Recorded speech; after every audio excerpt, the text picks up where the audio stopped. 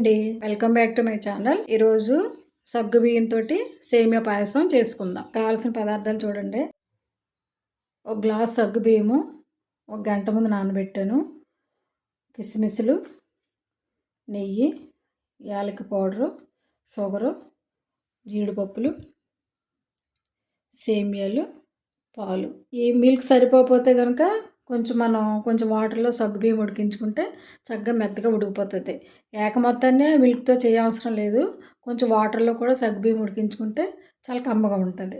ఇప్పుడు మనం ఈ సేమియాలు, జీడిపప్పు, కిస్మిస్లు ఈ నేతిలో వేపించుకుందాం. కళాయి పెట్టుకున్నాము. ఇందులో కొంచెం నెయ్యి వేసుకుందాం. ముందుగా జీడిపప్పులు, కిస్మిస్లు వేపుకోవటానికి, సేమియాలు కూడా వేపుకోవటానికి నెయ్యి వేసుకుందాం. ముందుగా కిస్మిస్లు వేపించుకుందాం.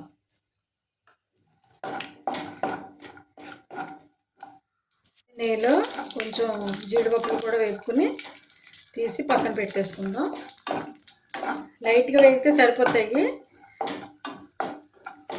పెద్దంత కలర్ రావాల్సిన పని లేదండి. నెయ్యి కదా, ఫ్లేవర్ బాగుంటుంది. సేమియాలు కూడా వేపించేసుకుందాం.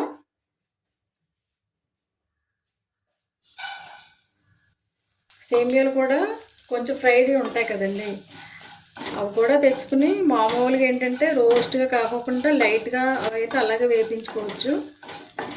ఇవి ప్లెయిన్ కదా, వైట్ కదా, కొంచెం కలర్ వచ్చేదాకా స్టవ్ సిమ్లో పెట్టుకుని వేయించుకుంటే సరిపోతుంది.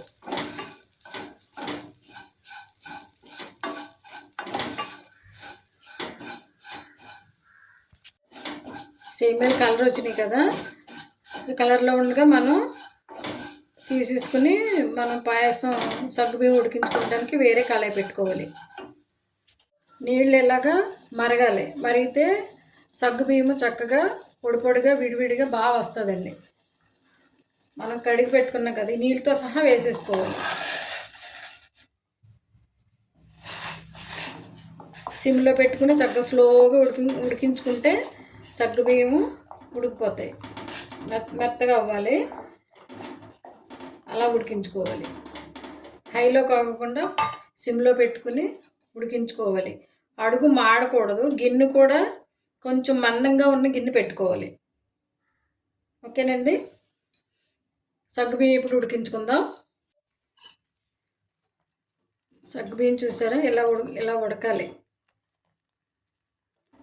చక్కగా ఇలా ఉడుకుతూ ఉంటే ఆ ఫ్లేవరు, ఆ గమ్ము కూడా బాగా రిలీజ్ అవుతుంది. పాయసం చాలా కమ్మగా బాగుంటుందండి. ఉడుకుతున్నాయి చూసారా,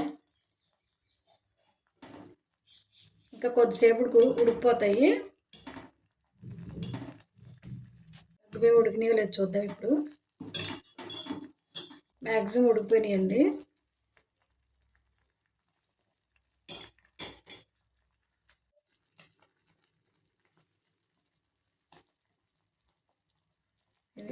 ఎంత మెత్తగా ఉడికిపోయినా అసలే కనిపిస్తుందా మీకు? ఇలా ఉడకబెట్టుకోవాలి. ఇప్పుడు సేమియాలు వేసుకుందాం. సేమియాలు కూడా ఉండలు కట్టుకోకుండా ఉడికించుకుంటే చాలా బాగుంటుంది. కొంచెం ఉడికించుకున్న తర్వాత అప్పుడు పాలు పోసుకోవాలి. సేమియాలు ఉడిపోయినట్టు ఇలాగా చూసుకుని ఇలా అంటే ఇరిగిపోవాలి.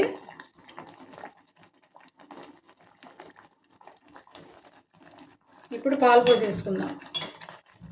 మనం పాలు తీసుకున్నాం కదా, ఈ పోసేసుకుని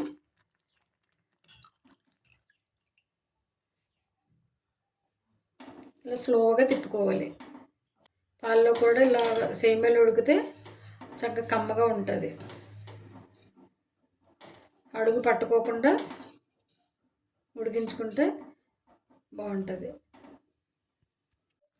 మనకి ఇలా బుడగల కింద వస్తుంది కదా, ఇలా ఉన్నప్పుడు మనం జీడిపప్పులన్నీ వేపుకున్నాం కదా, ఇలా ఉంటే కనుక ఉడికిపోయినట్టేనండి. జీడిపప్పులు, కిస్మిస్లు, పంచదార కూడా వేసేసుకుందాం. మనం తినేదాన్ని బట్టి స్వీట్ ఎక్కువ కావాలనుకున్న వాళ్ళు స్వీట్ ఎక్కువ వేసుకోవచ్చు. స్వీట్ తక్కువ కావాలనుకున్న వాళ్ళు తక్కువ వేసుకోవచ్చు. ఈ ప్లేస్లో బెల్లం వేసుకోవాలంటే కనుక ఇది కొంచెం చల్లారిన తర్వాత బెల్లం వేసుకోవాలి. లేదంటే కనుక పాలు విరిగిపోతాయి. కిస్మిస్లు కూడా వేసేసుకుందాం. కిస్మిస్లు,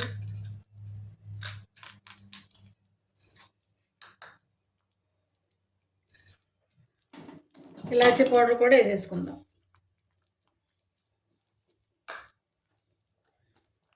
జీడిపప్పులు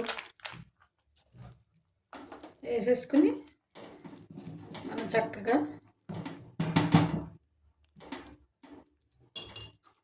ఇలాచీ పౌడర్ మెత్తగా అయింది కదా, ఆ స్పూన్ కంటేసుకుంది, అది తీసేసుకుని ఇలాగా కొంచెం ఇలా కలుపుకుంటే మొత్తం ఆ ఫ్లేవర్ అంతా పడుతుంది. పాయసం చక్కగా బాగుంటుంది. అడుగు మందంగా ఉన్నది పెట్టుకుని చేసుకుంటే మాడుకోకుండా చాలా బాగుంటుంది.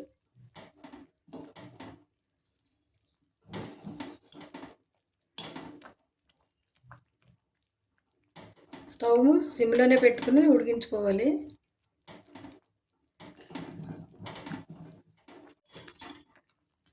ఈ టైంలో మనం స్టవ్ ఆఫ్ చేసేసుకోవాలి.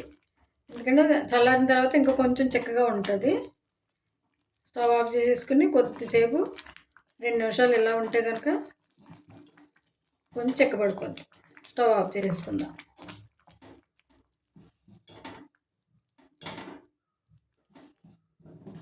ఏ శుభకార్యాలకైనా సగ్గుబియ్యంతో సేమియా పాయసం చేస్తారండి, మంచిదని. దీనికి కొద్దిసేపు ఇలా చల్లారనిద్దాం. సేమియా పాయసం రెడీ అయిపోయింది. అయితే ఇది కనీసం 24 అవర్స్ దాకా ఇలా పలచగానే ఉంటుంది. చక్కగా మనం తినేదాకా వేడిగా చల్లారినా కానీ చిక్కబడదు. ఓకేనండి, ఇది ఎన్ని ఫంక్షన్స్కి చేసుకోవచ్చు.